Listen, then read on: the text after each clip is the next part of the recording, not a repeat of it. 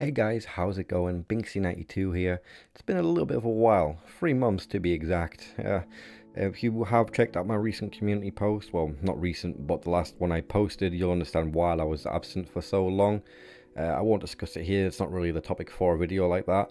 But yeah, so what is this video and why are you clicking on it? So this is a Skyrim loadout video, but this one is for all the new people that might have got on the bandwagon of the Fallout 4 TV series and then maybe wanted to try out Skyrim as well, and they want to dabble their toes into modding Skyrim. So this is a very basic loadout that will just slightly update the graphics, and that's pretty much it. I haven't added too much in here. Like, there's going to be, like, obviously the armor has been updated graphical wise, the textures and all the weathering systems have as well, and apart from that, nothing crazy. As you can see, there is only 23 creations actually downloaded and quite a lot of space left. So if you're an advanced modder, this probably isn't the video for you. But if you do like the look of it and you want to use it, then obviously there is quite a bit of remaining space for you to add in your own mods. So without further ado, let's get on with the rest of the video. So before we even go through the actual mod list itself, you want to go to options and download all owned Creation Club creations. You should do this every single time you start a new mod list, because it deletes them if you delete all your creations, and then you'll keep getting an error message saying that you're missing files. Just download all the own creations and you'll be fine. This is obviously for the anniversary edition only. If you do own other versions of Skyrim with some of the Creation Club stuff, obviously still do this, but this video is for the anniversary edition alone. Without further ado, let's get onto the actual mod list itself. First up, we have the unofficial Skyrim Special Edition patch. This mod will fix bugs and glitches that Bethesda themselves have not got round to fixing to this date, you know, like 13 years later, but who's counting really? After that, we have the unofficial Skyrim Creation Club patches. This is required. This does require the USSAP to function. This will patch all of the Creation Club mods that have bugs or glitches within them. After that, we have Lanterns of Skyrim 2, the 1K version. This will add lanterns along the roadside so you can actually see where you're going at night, and I think it's a nice little bit of immersion. Like, I feel like, you know, people would maintain the roads, but that's just my opinion. Obviously, I don't want to start a debate, so please don't go crazy in the comments over it. After that, we have Nordic UI Lite updated. So this will overhaul the UI within the game, giving it a bit of a fresher uptake and making it look a bit newer. That's about it really.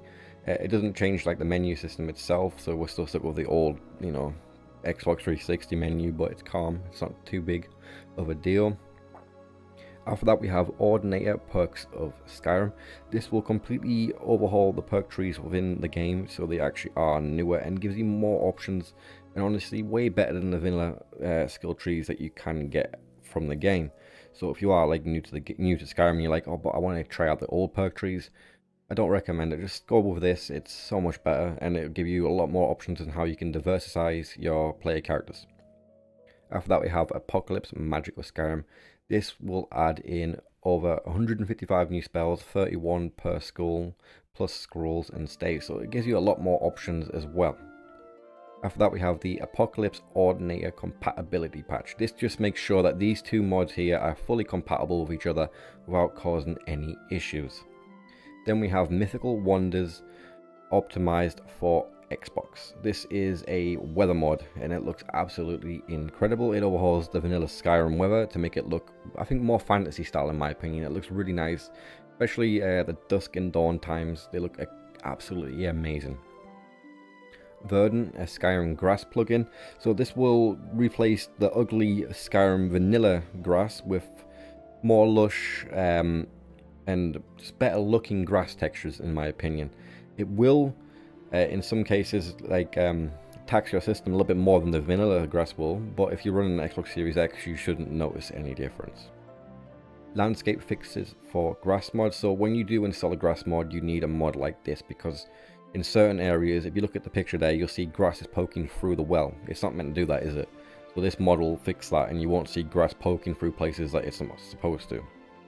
After that, we have Complementary Grass Fixes. This is just another mod that does the exact same thing as the previous one, just to completely ensure that you don't see grass anywhere it's not supposed to be. After that we have Mefari's grass fixes for Creation Club items. So obviously if you have the anniversary edition and you download the grass mod, this is making sure that the grass isn't poking through places that have added new items in through the Creation Club, if that makes sense. Like, so if a new house has been added in from Creation Club, this will make sure that there's no grass poking through it. After that we have Skyland All-in-One. This is the main texture pack of the load order.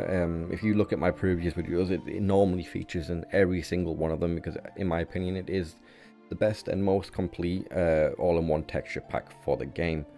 There is more add-ons you can get for it that has been updated slightly, but I feel for like the base one, this is just enough. It'll update all the like landscape, architecture, textures, and then obviously caves, mountains and stuff like that, and it makes them look absolutely incredible.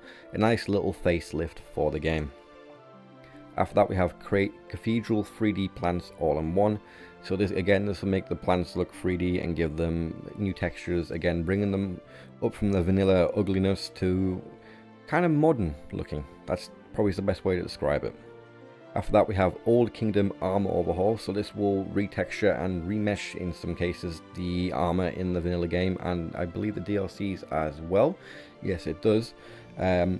So you'll have like new looking armors. So if you did play Skyrim back in the day and you're returning and you don't want to look at the same boring old armors, this will make them feel a bit more fresher to you.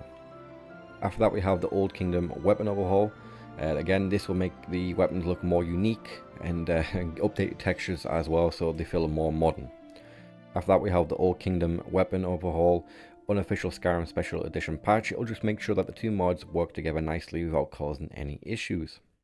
After that we have Trees of Aduna All-in-One. This is a nice little tree mod that will overhaul all the trees in the game, giving them new textures and new meshes, and adding in some new ones around other areas where they were a bit sparse. And it makes the game look completely different in my opinion. One good tree mod can make a huge difference for this game, because it's honestly, like I said, if you are just returning to Skyrim then and you want to check this out, download the rest of the list, but don't download the tree mod, and then afterwards, after you've checked it out, download the tree mod and then see how you feel, because it looks really good. After that we have Full Doors Ivarstead. This will overhaul Ivarstead to give it a completely new look. It looks absolutely incredible. So not the boring old Ivarstead that everyone's used to, a completely reimagined one in my opinion. It looks absolutely incredible. After that we have Full Door Ivarstead, the Lanterns of Skyrim 2 patch. Again, it just makes sure the two mods are fully compatible with each other. We have Realistic Water 2. This is a mod that will overhaul the water textures within the game, giving them, like I said, a new modern aesthetic towards, compared to the vanilla. After that we have Skyland Lodge. Now this mod basically will make sure that the distant textures that you can see will match that of Skyland and not the vanilla textures. Without this mod, you will technically see the vanilla textures in the distance and not Skyland. I'm getting really tongue-tied. I'm out of practice. I'm a bit rusty, so this video is a good one for me to get back into the swing of things, And then finally we have Alternate Start Live Another Life. Now, if you're new to Skyrim and it's your first time playing it, I don't recommend this mod. Just go with the vanilla intro. It's the best way to experience it for the first time. But if it's your second time or third or fourth or whatever, and you've seen the vanilla intro, this will give you the option to skip that.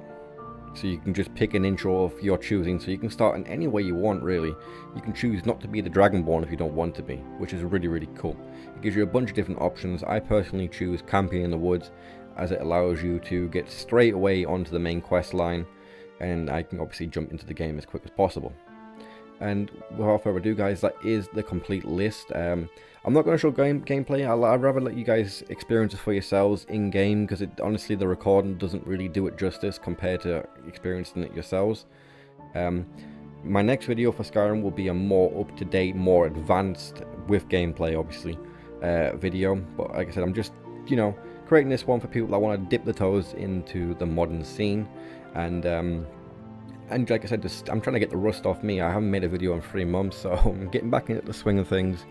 Let me know if you did like this video guys. Obviously a like on the video will be greatly appreciated. If you are new and you want to see more stuff like this, consider subscribing. As always, this has been Binksy92. I'll see you in the next one. Peace.